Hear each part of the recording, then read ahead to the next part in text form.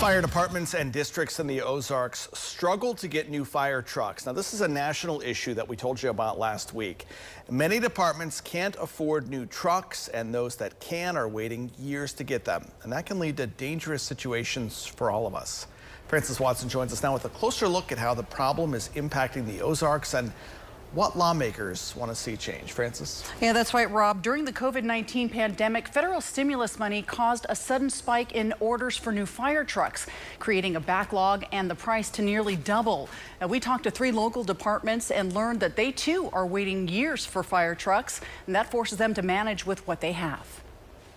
It takes a lot of money to provide the service to the people. It's a daily battle. It's a struggle in the fire service as a whole of trying to meet these requirements that we have to have. For firefighters, those requirements are the fire engines. In 2022, federal stimulus money caused a sudden spike in orders for new fire trucks. That led to a major backlog in production. We just ordered a truck this year to replace this truck behind me, which we made some changes in the order spec, and they're saying less than 2 years. We'll see. We've had 2 fire trucks that we ordered in the spring of 23, and they're just now starting manufacture on those trucks. They're talking 2.5 years of build time, and the budget's just crazy. The price? More than $1 million, double what it was about a decade ago, plus the production problems of years past. What changed?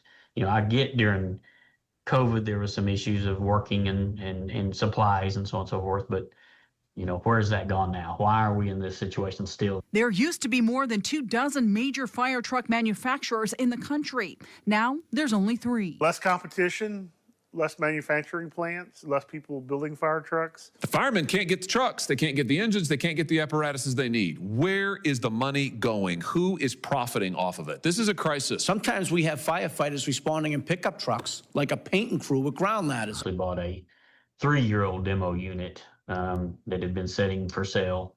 And again, it's not spec to what we needed. It worked the best we could make it work. And while the departments we spoke to are getting by with the trucks they have, they're hoping some real change happens. There's not many bipartisan bills that you look forward to, but if there's ever going to be one, they ought to jump on this bandwagon.